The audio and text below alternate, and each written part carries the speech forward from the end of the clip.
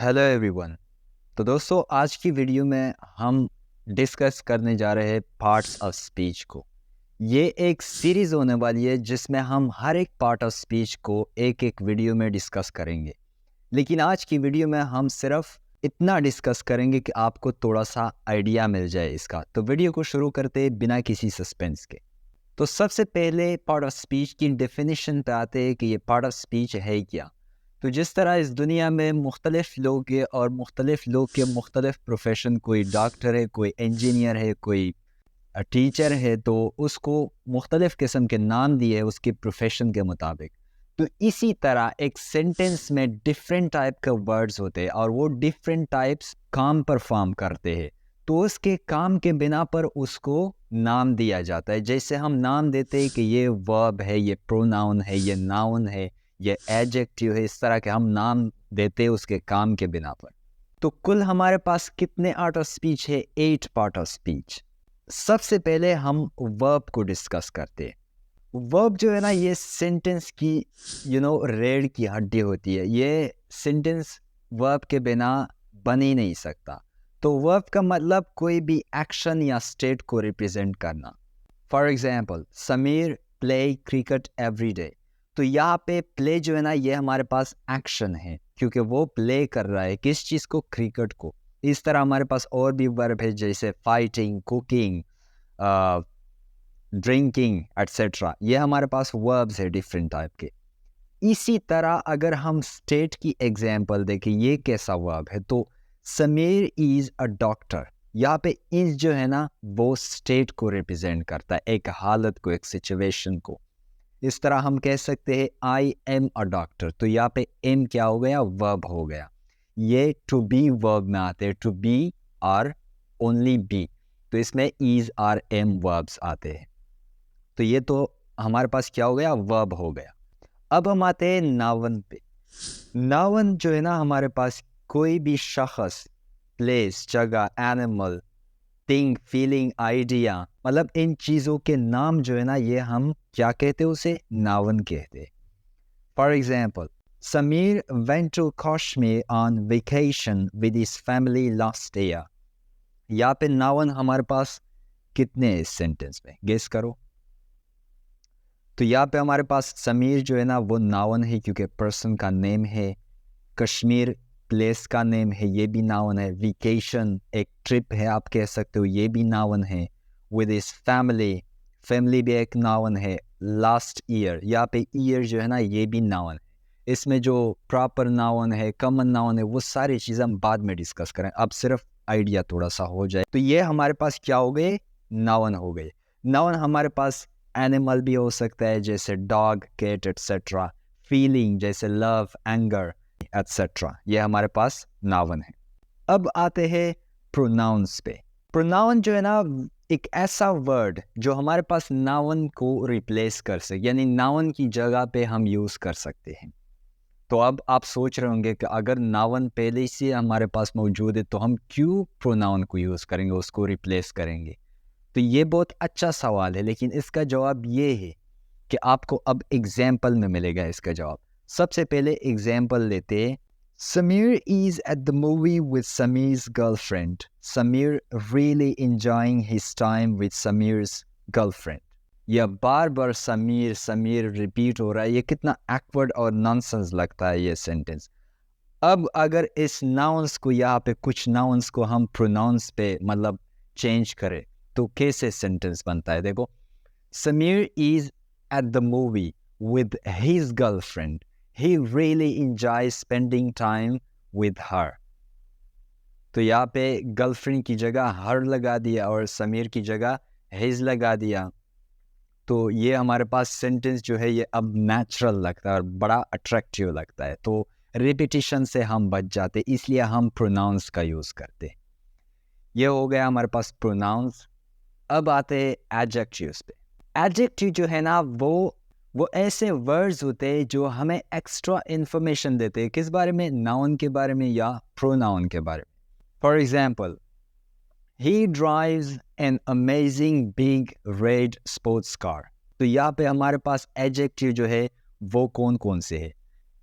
Amazing, big, red sports, ये चारों हमारे पास एडजेक्टिव है, क्योंकि ये कार के बारे में एक्स्ट्रा इंफॉर्मेशन देते। एडजेक्टिव हमेशा ये क्वेश्चन पूछते हैं कि what type, what colour, opinions के बारे में पूछते हैं। अगर ये क्वेश्चन के जवाब सेंटेंस में कोई वर्ड देता है, फॉर एग्जांपल उस कार का कलर कौन सा था, मतलब रेड आ रहा है सेंटेंस में, तो रेड बिल्कुल एडजेक्टिव हो गया कार के लिए, क्योंकि कार के लिए रेड जो है ना वो एक्स्ट्रा इंफॉर्मेशन है।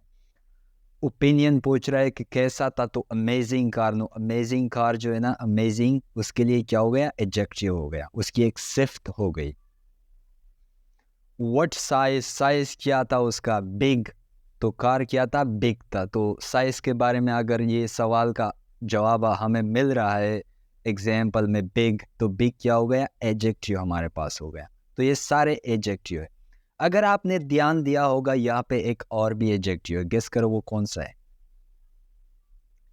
एन जो है ना, एन हमारे पास एडजेक्टिव है, क्योंकि हमारे पास आर्टिकल जो है AND, ये हमारे पास एडजेक्टिव है, क्योंकि ये किसी चीज़ के बारे में मतलब स्पेसिफाई करते हैं कि ये एक कार है कि ज़्यादा है। तो यहाँ पे एन लग गया, मतलब एक कार की बात हो रही है, तो ये हमारे पास क्या हो गया, एडजेक्टिव हो गया। अब हम आते हैं एडवर्ब पे। एडवर्ब जो है ना, हमारे पास एक ऐसे वर्ड्स होते हैं जो इंफॉर्मेशन देते, एक्स्ट्रा इंफॉर्मेशन वर्ब के बारे में, एडजेक्टिव्स के बारे में एंड एडवर्ब के बारे में। ये हमेशा क्वेश्चन करते like when, why, how, in what way. अगर इन क्वेश्चन के जवाब आपको एग्जाम्पल में मिलेंगे किसी वर्ड से, तो वो वर्ड हमारे पास क्या हो गया, एडवर्ब हो गया। For example, yesterday evening we walked somewhat slowly in a very beautiful garden.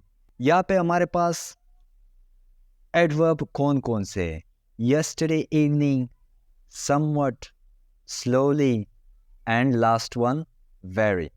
yesterday evening वो क्वेश्चन जो था when, मतलब कब हुआ ये एक्शन, जो वॉक था, वॉकिंग था, वो कब हुआ, वो yesterday evening when का जवाब दे रहा है, तो ये एडवर्ब हो गया हमारे पास। स्लोली जो है सेकंड नंबर पर, वो वॉक्ड मतलब हाउ फास्ट, मतलब कितना फास्ट था, स्लो था, कैसा था। तो स्लोली जो है ना, वो वॉक्ड के बारे में क्या बता रहा है, हाउ का जवाब दे रहा है, तो वो क्या था, स्लोली था। तो ये हमारे पास क्या हो गया, एडवर्ब हो गया। इसी तरह समवट भी है, समवट स्लोली, स्लोली यहाँ पे हमारे पास एडवर्ब है ऑलरेडी, तो समवट इसके पहले लग गया। स्लोली था, लेकिन कितना स्लोली था, लिटिल था, मतलब बहुत ज़्यादा स्लोली था, एवरेज था। तो समवट यहाँ पे एडवर्ब को मतलब एक्स्ट्रा इंफॉर्मेशन दे देता है, ऐड करता है। तो हमने ऊपर पढ़ा था कि एडवर्ब जो है, एडवर्ब में भी एक्स्ट्रा इंफॉर्मेशन ऐड करता है। तो समवट क्या हो गया, यहाँ पे एडवर्ब हो गया।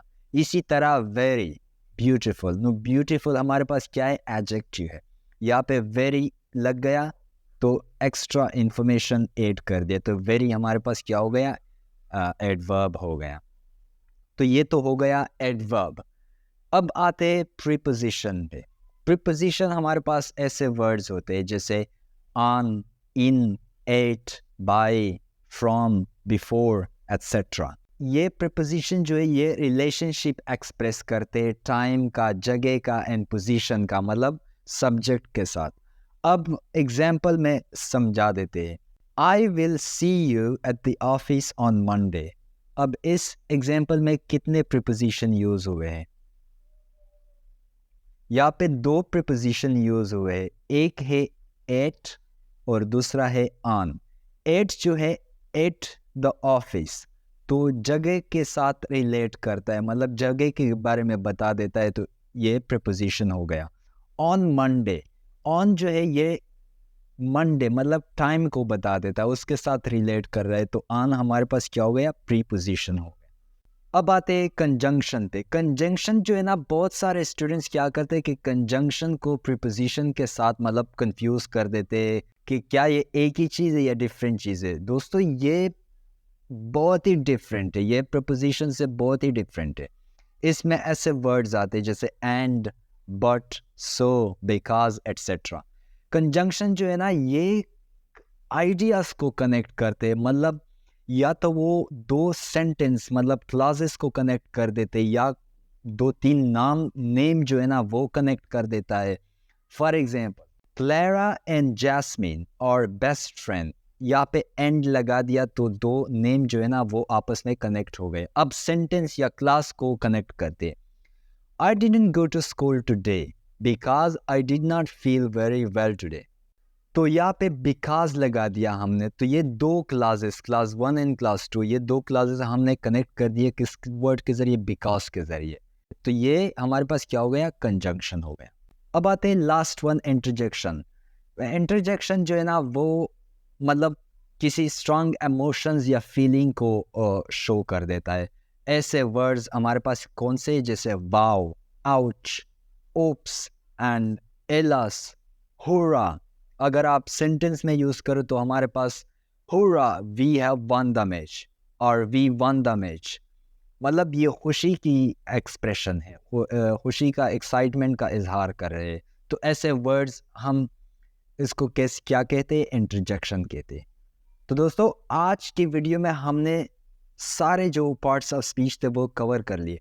इंशाल्लाह नेक्स्ट वीडियो में इसी सीरीज़ में हम एक एक पार्ट ऑफ स्पीच को बड़ी डिटेल के साथ डिस्कस करेंगे। तो हमारे साथ रहिएगा, इंशाल्लाह मिलते हैं नेक्स्ट वीडियो में। Bye bye.